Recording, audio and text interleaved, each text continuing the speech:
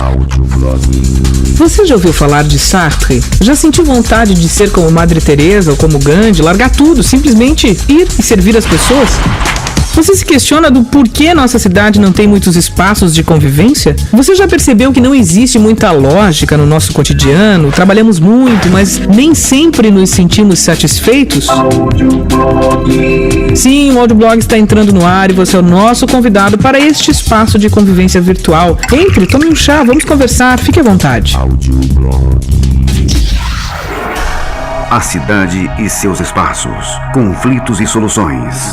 É hora de falar e viver Joinville, com o sociólogo Charles Henrique. Eu já há cerca de 30, 40 dias tem esse processo todo de greve em Joinville, tem esse processo todo de talvez impeachment do prefeito Carlito Mers, também tem esse processo todo de gente reclamando que não aguenta mais, tem esse processo todo de vereadores com demagogias, com deputados estaduais e federais com demagogias, com senadores com demagogias aqui nessa cidade.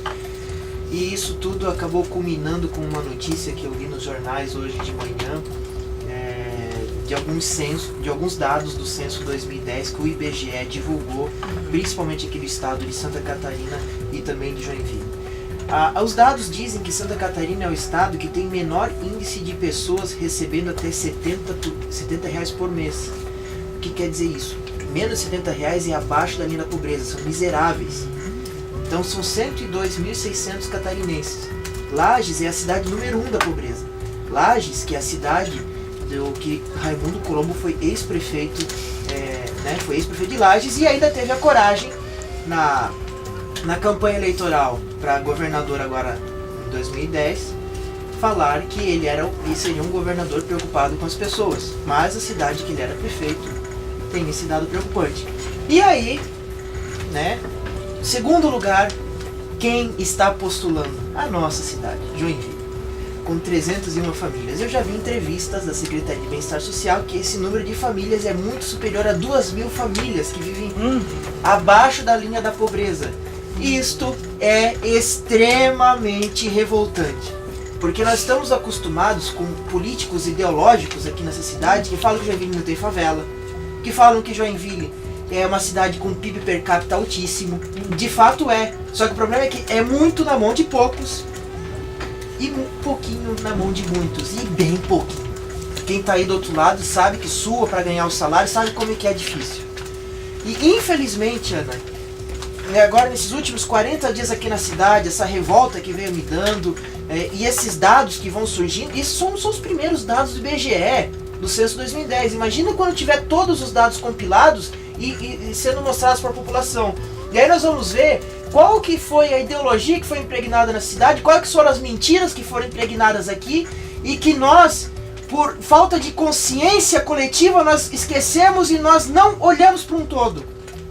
Por causa do perfil da cidade. Não consigo falar mais sobre isso, não falar sobre greve, a cidade toda parada, gente fazendo demagogia em cima do servidor, greve na educação estadual, também gente querendo aparecer, querendo fazer demagogia. Eu cansei disso tudo, porque infelizmente a gente não consegue ficar parado.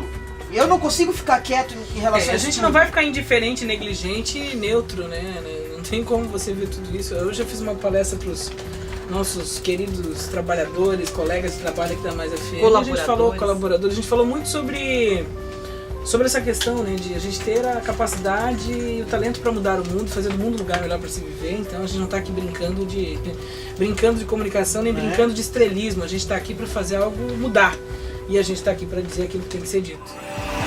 Você está satisfeito com o que tem visto e ouvido nos meios de comunicação? Será que o jornalismo morreu? Sucumbiu diante do capitalismo? O que você acha da guerra desmedida pela audiência? O jornalista Marco Aurélio Braga diz o que é de fato o jornalismo no Audioblog. Eu também estava indignado hoje com um assunto. Nossa, mais um. É um assunto que já foi tema aqui no Audioblog das minhas falas, que é a lei de acesso à informação. Documentos sigilosos. Uma das primeiras declarações de Deli Salvati apontam que o governo e a presidente Dilma Rousseff deve seguir o conselho, vamos dizer assim, de Fernando Collor de Mello e Sarney, que consideram que documentos extremamente sigilosos devem permanecer sigilosos eternamente, como a gente abordou aqui. Começou bem Ideli Salvati. Começou bem ela e a Dilma uma guerrilheira, uma mulher que sofreu com a ditadura militar, sofreu com os abusos da ditadura no Brasil, e agora, quando assume o poder, quando as pessoas botam uma esperança no Dilma Rousseff se alia ao que tem de pior na política brasileira, que é a dinastia Sarney e Fernando de Collor de Mello, para dar essa notícia lamentável de que documentos sigilosos permanecerão sigilosos no Brasil. O que acontece com as pessoas quando elas chegam ao poder? O poder O poder as corrompe? O sistema a corrompe. Porque eu não me corrompi. O sistema é muito poderoso, principalmente em Brasília.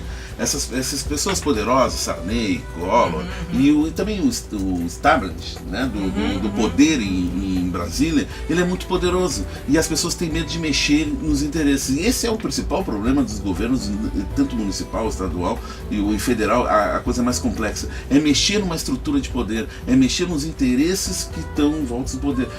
Qual é o interesse de Fernando Collor de Mello, Sarney, que esses documentos estejam sigilosos? Eles que foram presidente da República, eles que tiveram acesso aos documentos, eles sabem o que dizem esses documentos. E esses documentos devem atingir alguém muito poderoso no Brasil, que deve mexer, inclusive, com a economia, se eles forem revelados. Sim. E a Dilma, influenciada por isso, e o Lula também, nós vamos voltar. O Fernando Henrique não teve qualquer tipo de interesse em virar isso. Ele nem tocou no assunto. Nem tocou no assunto, a discussão não era. Começou no Fernando Henrique, mas não era. Se intensificou no Lula quando viu, agora sim, um governo do PT, um governo democrático, um governo que sofreu com a ditadura, agora vai abrir os porões da ditadura. Agora sim. Vai abrir os porões da ditadura. Não abriu. Lula, silêncio também, Lula não falava no assunto, fugia que nem diabo foge da cruz. Agora vem a questão da Dilma, agora sim, a Dilma que sofreu tortura, né? A Dilma vai querer mexer nesse arcabouço aí, nós vamos ter Eu me questiono realmente se a gente não tem alguns graus de psicopatia nos governos, por parte de alguns governantes, porque se eles sabem que a gente está morrendo nas filas do hospital, se eles sabem que a gente morreu injustamente por causa da arbitrariedade da época da ditadura, e tudo se mantém com o sol sendo tapado com as peneiras. Eles sabem que o resultado já está garantido. É porque realmente eu acho que existe um grau de doença e de psicopatia alto em alguns níveis. E existe alguma coisa muito séria. Muito séria acontecendo. Porque na ditadura se investigava todo mundo de forma completamente Gente, as pessoas eram mortas. As pessoas eram mortas. Botavam a boca no cano de escape do carro e saiam arrastando as pessoas pela rua. Hoje o Audioblog vai falar um pouco sobre a questão das escolhas. A arte de fazer escolhas é uma matéria escrita pelo Eugênio Mussac na revista Vida Simples, que é uma revista muito legal de ler. Eu gosto muito do perfil da revista Vida Simples. Uma delícia. O Eugênio Mussac fala sobre a experiência da decisão, da escolha, que pode começar com uma coisa simples, como você ir a uma sorveteria e olhar os sabores que você quer comer de sorvete, né? E ele começa falando sobre isso e vai desenvolvendo a matéria, nos mostrando que escolha é algo que precisa ser feito pela maturidade, porque as pessoas passam pela ansiedade de escolher, porque para cada escolha é uma renúncia, você precisa abrir mão de algo para poder escolher outro, por isso você tem que ter maturidade, estrutura para isso, e conhecimento de causa e informação para isso, porque cada escolha tem as suas prerrogativas e responsabilidades, e a liberdade de escolher só pode ser dada para quem é preparado para ela, ou seja, quem tem maturidade intelectual e emocional para tanto, porque a liberdade é um valor adulto. Por que a liberdade é um valor adulto? Porque a liberdade, ela implica em escolha, consequência e responsabilização pelo ato. Só um adulto consegue ser responsável. A criança, ela sempre implica ao outro a culpa, ela sempre está terceirizando a culpa e as demandas. Você nunca deixa uma criança sozinha para que ela tome decisões sozinhas. Porque ela não sabe, ela não consegue ver a longo prazo as implicações da sua escolha. Ela não vai saber se está na hora de comer, se está na hora de dormir, se isso ela pode, não aprendeu se não pode. Se perceber suficientemente. Olha só, a criança não aprende a se perceber, não aprende sobre as suas demandas e não se autoconhece para tomar decisões. Então, de fato, tomar decisões, principalmente vendo o que pode acontecer a longo prazo. O que é liberdade para você, Letícia Peters? Ser livre. A princípio eu acredito que ter inteligência, ter comunhão com as pessoas, como eu falei até onde pra ti, poder ler um livro, entende? Ter a capacidade de entender algumas coisas, de evoluir, entende? Tudo isso é liberdade. É ser você mesmo, entende? É você poder dizer o que você pensa, sem se preocupar em ser julgado. Nossa, é tanta coisa, liberdade é muita coisa. O que é liberdade pra você, Charles? Para mim, é entender quem eu fui, quem eu sou e quem eu quero ser. Isso que é liberdade pra mim, eu ter consciência de mim mesmo, para depois poder tomar as decisões. Sem a consciência plena de quem eu sou nesse mundo, de qual é o meu papel, eu não vou conseguir ser livre. Liberdade pra mim é nunca ser impulsionado pelos impulsos. Liberdade pra mim é nunca ser tomado pelos impulsos instantâneos, mas sempre ser consciente. Que é essa coisa. Vocês todos falaram um pouco sobre isso. É a consciência. Liberdade pra mim é a consciência. Porque a consciência, o saber. A maior prisão é não ser consciente de ti mesmo, entende? Consciente dos teus vícios, dos teus erros, das tuas coisas. Das tuas prisões, das tuas escolhas. Essa é a maior prisão. Essa é a maior prisão. Quando tu não tem consciência, tu não tá se enxergando. Isso. Né? É como o alcoólatra. O alcoólatra diz que não é alcoólatra. Essa inteligência, essa não é, acho que não é bem inteligência a palavra que eu percepção e autoconsciência. Autoconsciência e percepção. Continuando a falar sobre a arte de fazer escolhas, né?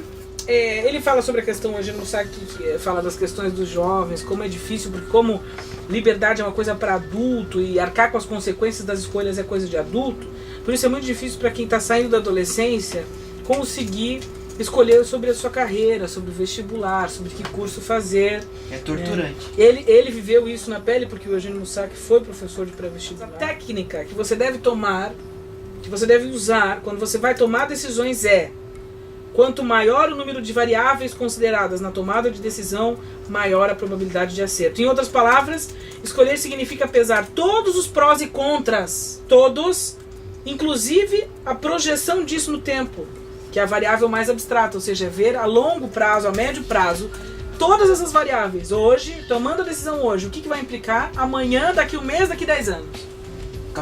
Por isso que eu falei que a liberdade também é onde eu quero chegar. Eu vi sim, com certeza, eu vi um case de um bar que manda na conta para as pessoas o valor do que custa uma pessoa alcoolizada fazendo um acidente, né, por imprudência.